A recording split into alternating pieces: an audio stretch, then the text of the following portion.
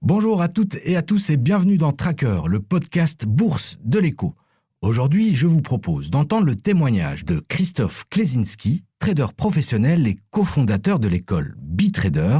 Il est venu nous raconter son histoire avec les marchés tout en nous ouvrant son portefeuille d'investisseurs. Les abonnés de notre journal ont déjà pu écouter cet épisode en exclusivité. Il est désormais disponible sur toutes les plateformes de streaming. N'hésitez pas à venir nous dire ce que vous en avez pensé dans le groupe Les Trackers de l'Écho par exemple, ou en nous écrivant à l'adresse podcast@leco.be. Bonne écoute. Au départ, quand on arrive sur les marchés, qu'on n'a aucune expérience, avec des mouvements qui sont parfois un petit peu extrêmes, on a tendance effectivement à paniquer, à ne pas gérer ses émotions, parce que les marchés font peur. Moi, je dirais, c'est quand il y a des corrections de marché, quand c'est la panique, c'est là qu'il y a vraiment des opportunités.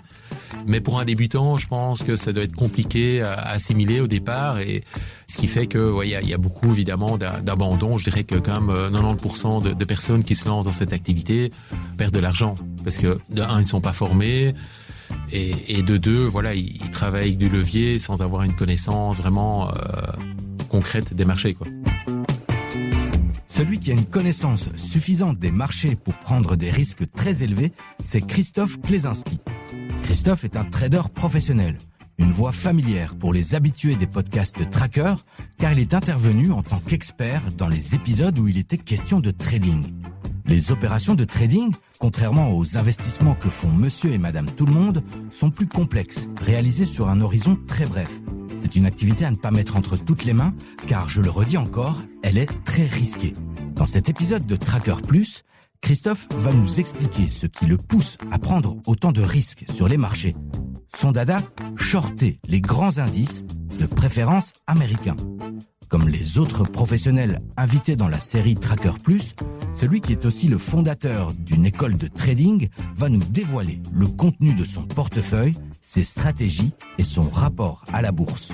Je suis Salim Nesba et je vous souhaite la bienvenue dans le podcast Tracker Plus. Alors attention, on s'accroche, l'épisode est très technique, mais il permet de comprendre que sur les marchés, différents acteurs cohabitent. Je veux dire en plus des investisseurs particuliers et des auditeurs de nos podcasts. Chacun y va donc avec ses objectifs et selon son propre code de conduite. Ah oui, l'épisode de la semaine, c'est aussi le 10e et dernier épisode de la saison 2 de Tracker Plus. On a donc plein de choses à vous dire pour la suite de notre aventure, alors écoutez bien jusqu'au bout. On retrouve Christophe Klesinski, l'occasion pour nous d'en apprendre plus sur les habitudes des traders, à commencer par les outils qu'ils utilisent. Première question que je me posais, c'est madame et monsieur tout le monde a un broker, un courtier ou via leur banque font leurs transactions. Comment fait un trader? Est-ce que tu utilises les mêmes applications et les mêmes brokers que monsieur et madame tout le monde ou tu as des outils très spécifiques? Non, dans le cadre de cette activité, il faut effectivement des outils beaucoup plus professionnels. Comme on fait beaucoup plus d'allers-retours sur les marchés qu'un investisseur classique, donc il faut d'abord des plateformes qui vous proposent des taux de commission beaucoup plus intéressants qu'un courtier classique. Mmh. Donc ça, c'est la première chose. Et alors évidemment, le choix du courtier est également important parce que c'est là que vous allez bien sûr confier votre argent et contrairement aux banques, vous n'avez jamais la garantie si jamais ce courtier tombe en faillite. Et donc toi, tu fonctionnes comment alors Je ne sais pas si je peux faire de la publicité. Bon, après, moi, je travaille à un courtier américain qui est présent en Europe. Et juste pour vous expliquer, déjà pour ouvrir un compte de trading chez un courtier sérieux, il faut pouvoir répondre à des questions. Et ils peuvent, et ça arrive fréquemment, même au niveau de mes élèves, ils peuvent refuser un client. Parce que l'objectif d'un courtier, en tout cas professionnel, c'est d'avoir des clients fidèles, ne pas avoir un turnover, parfois, comme ces courtiers CFD que vous allez trouver sur Internet. Mmh. Parce que ça doit tourner, quoi. C'est-à-dire parce que il y a un risque malgré tout. Donc, on prend un courtier, ils ont quand même, américain, ils ont quand même 60 milliards d'actifs en gestion. Et il y a une gestion de risque qui est importante, surtout qu'il y a des traders qui vont intervenir sur les marchés avec du levier. Il faut une gestion de risque qui soit optimale et il faut aussi des gens qui soient un minimum formés. On a eu l'occasion dans les épisodes Tracker d'inviter un jeune trader qui avait 23 ans à l'époque Et d'ailleurs, on va l'écouter maintenant et j'aimerais te faire réagir sur cet extrait. Mais par rapport à ce que tu as dit, Selim, le résultat, c'est la partie visible de l'iceberg, finalement. Oui, c'est ça. Pour les traders, c'est la ligne d'arrivée. Après, il faut voir toute la partie émergée qui est la plus importante, les sacrifices, le risque, les remises en question. Je pourrais dormir jusqu'à midi, même 1 heure, et me mettre derrière mon bureau à 2 heures et trader la New York. Et puis vers 5 heures, avoir fini et avoir travaillé pendant 3 heures sur la journée. Mais personnellement, en tant qu'être humain, pour moi-même, j'ai pas envie de faire ça pendant, disons, 50 ans, de me réveiller à midi. Moi, je suis quelqu'un qui aime la structure et la discipline, donc je me lève tôt le matin, je fais mon sport d'abord, comme ça c'est déjà derrière moi. Ensuite, je me mets derrière mes écrans, je fais mes recherches, j'essaye d'être à jour par rapport à tout ce qui est analyse technique.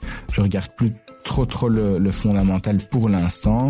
J'ai tendance à lire des articles, à regarder sur Bloomberg, Reuters, Forex Live, qui est d'ailleurs une source superbe pour tout ce qui est macroéconomie globale.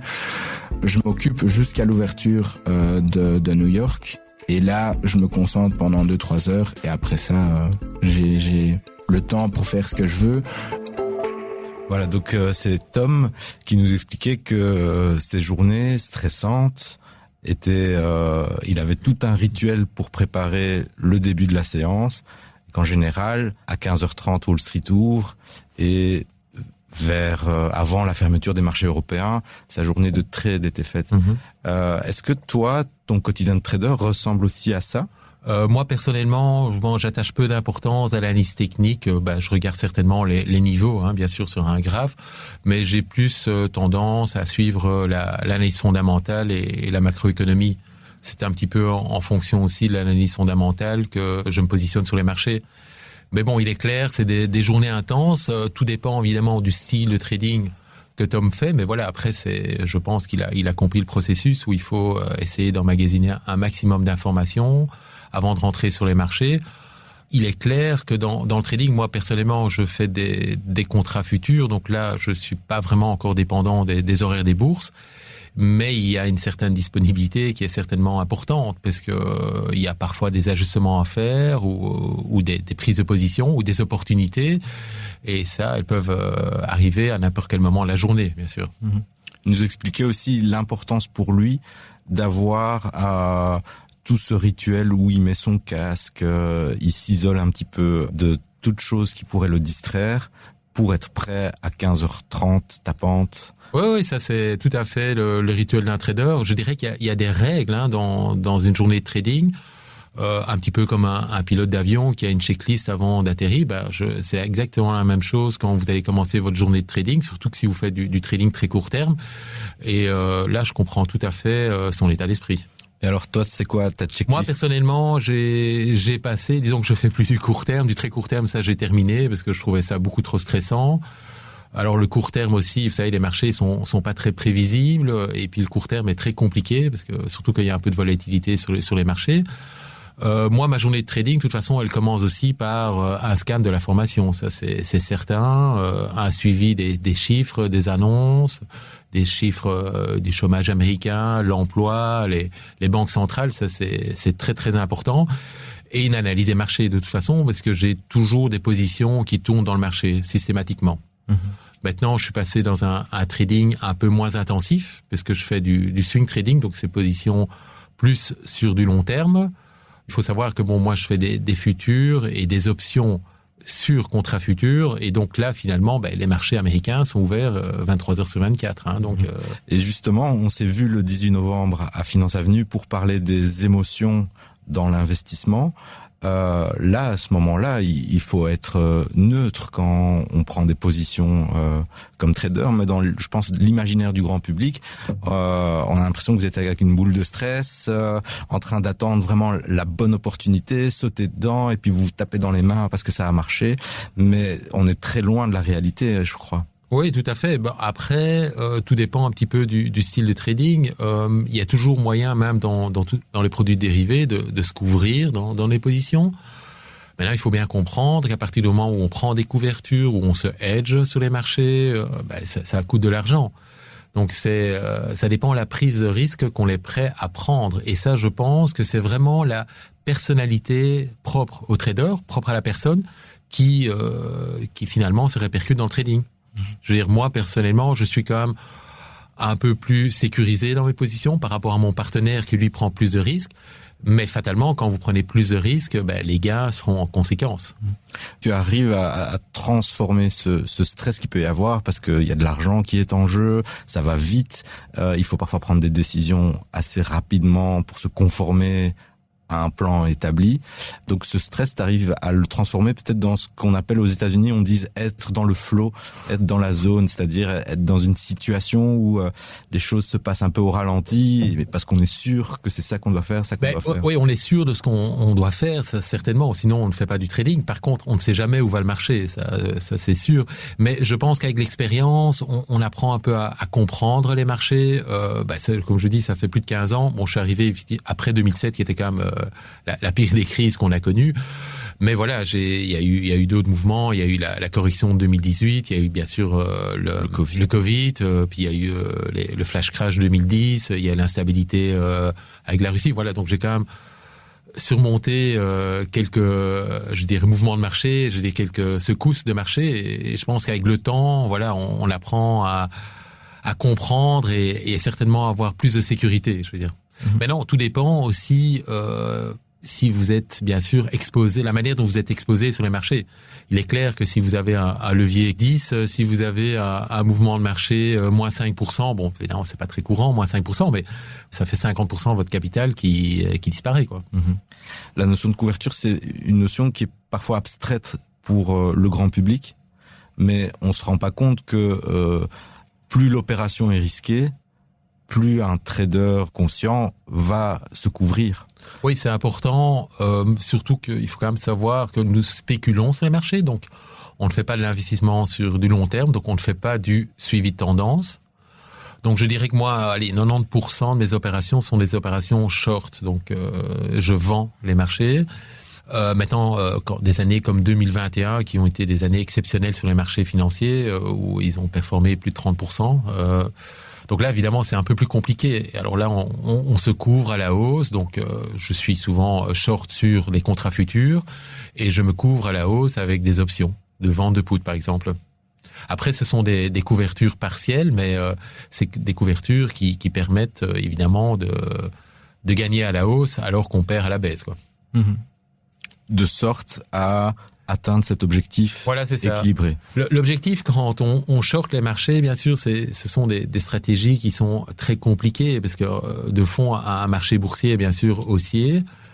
L'objectif, quand on les short, évidemment, c'est d'attendre la correction. Donc la correction, comme on a eu en 2022, évidemment, là, on récupère, on fait une performance qui est exceptionnelle sur un mois de temps. Maintenant, voilà, c'est la période qu'on attend, la période de correction, qui sont pas des périodes évidemment courantes sur les marchés. Et il faut être prêt, il faut être dans le marché et il faut pouvoir tenir. Parce que je dirais que le plus compliqué aussi, même dans le gain, quand on short les marchés, c'est d'avoir un objectif dans le gain. Où allons-nous prendre son gain? Et pour moi, c'est ce qui est aussi le plus compliqué dans la finance, même pour un investisseur, parce que dans la finance, vous n'allez jamais acheter au plus bas et vendre au plus haut. Ça n'existe pas, de toute façon. Même ceux qui ont acheté de la crypto à 3 ou 4 000, ça m'étonnerait qu'ils l'ont vendu à 60. Ils sont débarrassés bien avant. Ou s'ils l'ont gardé parce qu'ils avaient un objectif de 100 000, je parle pour le Bitcoin, ils sont toujours avec, quoi.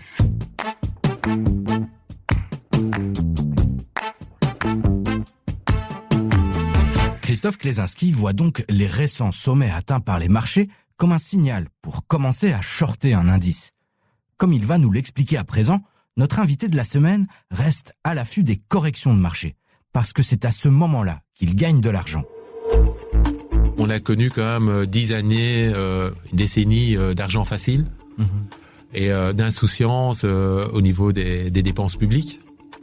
Alors maintenant, voilà, maintenant les banques centrales ont un petit peu serré la vis, on remonte les taux. Personnellement, moi je pense que cette inflation est plus tenace qu'on le pense et qu'elle créera des problèmes à du court terme, en tout cas si les taux se maintiennent. pour certaines entreprises, qui ne sont pas préparées, bien sûr, avec des taux si élevés. Et c'est finalement ça que j'attends. Moi, je suis plutôt un shorter et j'attends, je suis à l'affût des corrections de marché parce que c'est à ce moment-là que je gagne de l'argent. Super. Enfin, super. je ne juge pas. On va passer maintenant à cette partie où on scanne tes investissements. D'accord. Et pour commencer, on va plutôt parler de ton premier contact avec les marchés. Donc pas forcément ton portefeuille actuel, mais par exemple ta première action ou ton premier achat sur les marchés. Est-ce que tu t'en souviens? Oui, tout à fait. Disons que je n'ai pas toujours fait du trading. J'ai commencé comme un investisseur classique en achetant des actions. Que j'ai même d'ailleurs toujours, donc voilà, c'est assez étonnant, mais c'est vraiment un portefeuille statique que j'ai, mais qui a performé. J'aime bien les actions avec des bons fondamentaux. Au niveau des actions, je prends pas trop de risques. Et on est dans quel marché J'ai toujours privilégié les marchés américains, bien sûr, parce qu'ils ont quand même beaucoup mieux performé que les marchés européens. Et avec des actions, avec des bons fondamentaux, comme Microsoft, par exemple, Nvidia, j'en avais aussi, malheureusement, j'ai déjà vendu.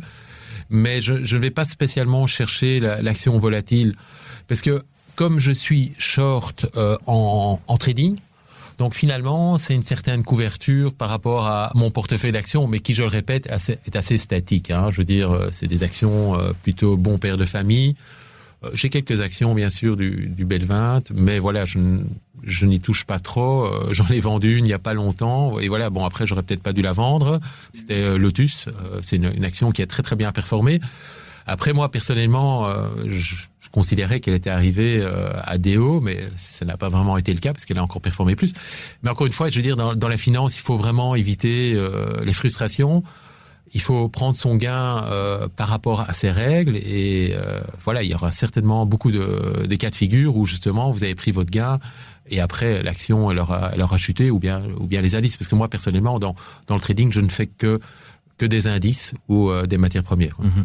Et avant de parler du trading, en plus des actions, est-ce qu'il y a d'autres produits comme des ETF, des fonds? Disons que je ne mise pas tout dans le trading parce que ça reste malgré tout une activité à risque et il y a rien de certain dans cette activité. On l'a vu par le passé avec des grands traders. Voilà, j'ai aussi quelques obligations que mon banquier m'a proposées et voilà où ça vous garantit du 4,5% sur 3 ans, bien sûr. On parle des obligations 3 fois A. Maintenant, il faut également, je pense, profiter de la hausse des taux et demander à votre banquier aussi des contrats terme. Voilà. Maintenant, je pense que si vous avez un bon contact avec votre banque, elle peut vous proposer du 3,5, 4%, ce qui est quand même pas mal. Bon, c'est loin, bien sûr, de ce que j'ai en trading, mais il y a pas de risque dans un compte à terme et il y a peu de risques, à part évidemment si la société fait faillite dans les obligations. Ouais. Alors, passons maintenant au portefeuille de trading. Oui. Donc, tu investis sur des indices. Tout à fait. Tu m'as parlé d'un indice américain. Personnellement, j'aime bien les produits américains parce que voilà, il y a plus de liquidité sur les marchés et il y a plus de, au niveau par exemple des options, je fais le S&P 500, donc il y a beaucoup plus des échéances. Vous avez une échéance quotidienne. On a des options 0 DTE, donc c'est des options qui arrivent à expiration journalière que vous n'avez pas sur les options européennes. Voilà, si vous prenez des options sur l'Eurostoxx ou le DAX, voilà, vous avez une échéance hebdomadaire, beaucoup moins de liquidité. Et moi, comme je suis un spéculateur, donc je vends exclusivement des options. Donc le gain vient de la prime que je perçois dans la vente d'options. Mmh. Mais là-dessus, bien sûr, je prends le risque quand je vends une option. Je suis un peu dans le cadre de l'assureur qui encaisse la prime et de l'autre côté, vous avez l'investisseur qui veut protéger son portefeuille et qui achète une option et qui paye une prime. Mmh. Donc principalement par rapport à mes stratégies, donc maintenant dans mes visions des marchés, je suis assez pessimiste. Je pense que voilà, là dernièrement, on a encore un petit rallye depuis les dernières annonces des banques centrales, surtout la banque centrale américaine qui a décidé de ne plus remonter ses taux. Beaucoup d'investisseurs espèrent une baisse des taux en 2024. Personnellement, je n'y crois pas. Moi, j'ai une vision assez pessimiste. Je pense que les marchés vont être encore secoués, fortement secoués. Et pour ça, évidemment, je short les indices. Donc, principalement le S&P. Personnellement, pour moi, c'est clairement une bulle. Je veux dire, voilà, il y a des survalorisations un peu comparable à la bulle Internet de 2000. Hein. Vous avez des sociétés comme à l'époque, je ne sais pas si vous venez, Célim, Netscape, Oui. qui avait une valorisation boursière supérieure à Delta Airlines. C'est clair, c'est un petit peu le biais cognitif des investisseurs là, qui Oui, sont c'est dans ça. leur bulle et qui espèrent que les marchés vont monter jusqu'au ciel. Et on le voit par exemple dans le secteur auto, où des sociétés qui ont 20 ans ou moins de 20 ans maintenant pèsent beaucoup plus que Tout à fait, ouais. les 3, 4, 5 premiers constructeurs Ouais, pour pas en citer une, historiques. bien sûr, ça c'est clair. Hein, donc voilà. Mais cette année, j'ai pas mal shorté les indices européens, notamment le DAX, parce que contrairement aux indices américains, ils ont beaucoup mieux performé. Et le CAC 40 et le DAX ont fait des plus hauts historiques. Et c'est à partir du moment où on est sur des plus hauts historiques, dans un contexte actuel qui est quand même pas, je veux dire, très optimiste, c'est à ce moment-là, évidemment, que je shorte les indices. Et alors, en matière première, comment ça se passe? En matière première, évidemment, c'est beaucoup plus compliqué. Voilà, j'ai eu une mauvaise surprise, parce que voilà, on ne fait pas non plus que gagner de l'argent dans le trading. Hein, je vais bien expliquer ça ici aux auditeurs. J'ai perdu un peu de l'argent sur le pétrole en 2020, justement parce que j'avais pas pris les contrats à terme dans les bonnes échéances. Et comme on était dans une courbe contango, il y avait une grosse différence sur différentes échéances, et ce qui fait que j'ai finalement perdu de l'argent. Mais maintenant, voilà, je me suis un peu spécialisé. Je pense que dans les matières premières, il faut vraiment se spécialiser parce qu'il y a beaucoup de fondamentaux qui rentrent en ligne de compte. Et donc, je suis assez spécialisé dans le gaz, où là, par contre, je suis long. Et pour l'instant, évidemment, le gaz est un petit peu à la baisse. Mais voilà, je suis pas trop inquiet parce que voilà, je pense que je suis assez rassuré par ma position. Et ça me permet un petit peu aussi de diversifier mon portefeuille parce qu'au niveau des options, en tout cas sur les marchés américains, je suis depuis quelques mois beaucoup moins actif parce que la volatilité des marchés est très très basse actuellement. Je veux dire, on est sur au niveau du VIX, donc l'indice de volatilité du S&P, on est sur des 15, alors que la volatilité moyenne des marchés est de 19. Donc il y a très très peu de mouvements. L'indice de la peur. Ouais, l'indice de la peur, donc pour l'instant il est très bas. Donc le souci évidemment au niveau de la vente d'options, quand l'indice de volatilité est très très bas, les primes des options également sont très très basses. Et c'est pas mes stratégies pour l'instant, elles sont pas trop appropriées par rapport à une volatilité si basse. Quoi. Et quand tu dis que c'est important de se spécialiser ou de cibler des produits de manière très précise, il faut rappeler aussi que chaque matière première a son processus de production, a sa chaîne d'approvisionnement, la saisonnalité, la géopolitique, tout à fait. Oui, les matières premières, c'est très complexe et je pense que c'est vraiment dédié aux professionnels. Maintenant, voilà, si vous décidez de vous spécialiser dans un marché comme moi, j'ai fait le pétrole, mais bon, le pétrole, j'ai pas trop performé, il est assez imprévisible. Donc maintenant, je me spécialise dans le gaz, mais voilà, c'est un marché bien sûr qu'il faut suivre.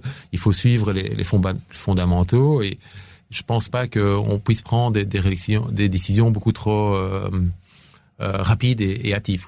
Donc il y a un côté routinier, voire embêtant, qui fait que ces 90% partent peut-être.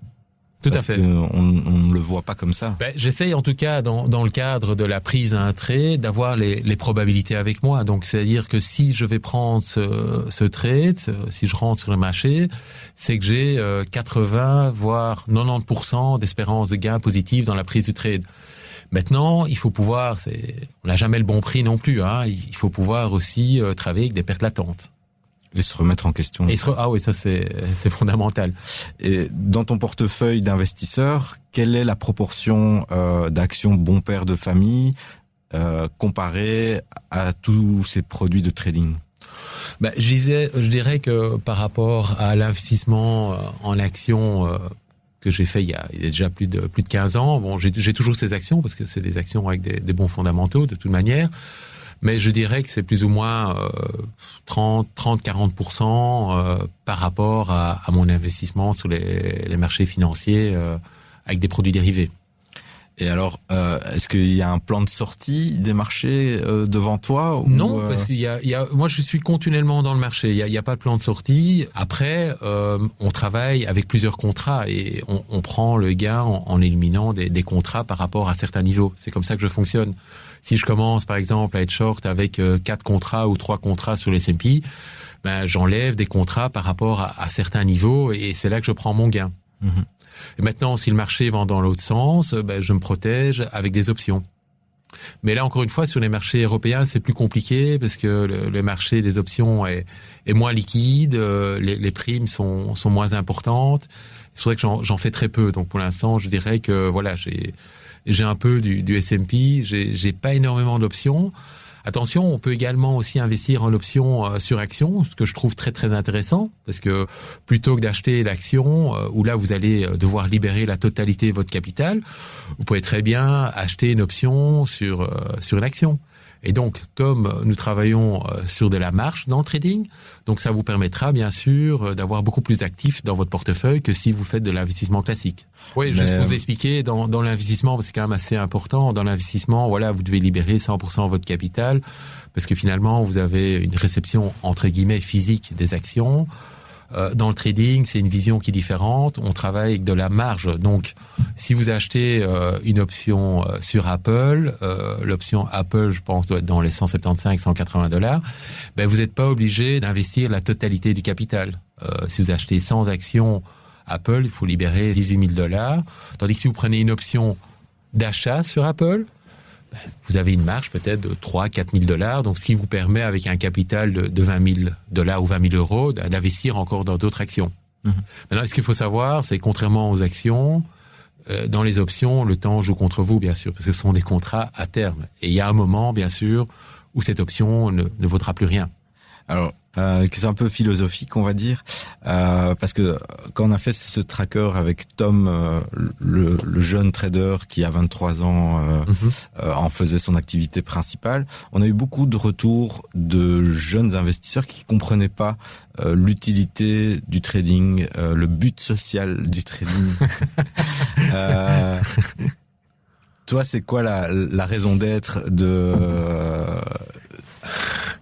dans mon activité, c'est clair qu'il y a pas du tout de but social, parce que finalement, moi, je suis contre les marchés. C'est certain que, en plus, dans le trading, on est dans un marché à somme nulle, parce que fatalement, s'il y en a un qui gagne de l'argent, l'autre côté, il y en a un qui perd, et on peut dire qu'il n'y a pas vraiment cet apport économique par rapport à un investisseur. On va pas aider des sociétés à se développer. Je dirais qu'on peut être un peu stigmatisé par rapport à ce qu'on fait sur les marchés, parce que finalement, on short et on parie contre le marché, quoi. Maintenant, la chose, je dirais, le point positif dans le trading, c'est qu'on apporte malgré tout une liquidité sur le marché qui est importante. Parce que s'il n'y a pas de liquidité sur les marchés, il y a pas d'opérations qui vont se réaliser. Et je pense que c'est là un petit peu le côté positif d'un trader comme moi qui spécule à la baisse finalement, mais par rapport à l'opposition, on apporte, moi et bien sûr tous les autres traders, on apporte cette liquidité importante au fonctionnement des marchés financiers. C'est l'heure de la fameuse question au tracker de l'écho. À chaque épisode, nous demandons à nos invités de vous poser une question. L'occasion d'alimenter les discussions toujours très intéressantes du groupe Facebook Les Traqueurs de l'écho. D'ailleurs, Julie Garrigue et moi, on vous dit 4332 fois merci, comme le nombre d'abonnés à notre groupe. On écoute la question de Christophe Klesinski. Donc je voudrais demander aux traqueurs de l'écho s'ils pensent qu'il est important de devoir se former avant d'intervenir sur les marchés financiers avec des produits dérivés à levier important, où il y a une exposition qui peut parfois être supérieure, largement supérieure à son capital, ou du contraire, ils estiment que voilà, c'est une activité relativement facile et qui peuvent être autodidactes et gagner de l'argent rapidement. Envie de répondre à Christophe ou d'entrer en contact avec l'équipe de Tracker? Écrivez-nous à l'adresse podcast@leco.be ou rejoignez le groupe Facebook Les Traqueurs de l'écho. N'hésitez pas à vous abonner à la playlist Tracker sur votre plateforme d'écoute favorite On vient d'ailleurs de publier un extrait de la rencontre avec Christophe Klesinski sur la formation d'un trader, notre invité étant lui-même fondateur d'une école de trading située à Bruxelles. Tracker Plus saison 2, c'est terminé. Merci à tous les invités d'avoir accepté de venir nous raconter leur histoire avec la bourse. Merci à Julie Garrigue, la réalisatrice des podcasts de Tracker, et toute la rédaction de l'Écho pour sa participation à Tracker Plus, le podcast qui s'intéresse au portefeuille des professionnels de la finance. C'était Salim Nesba au micro.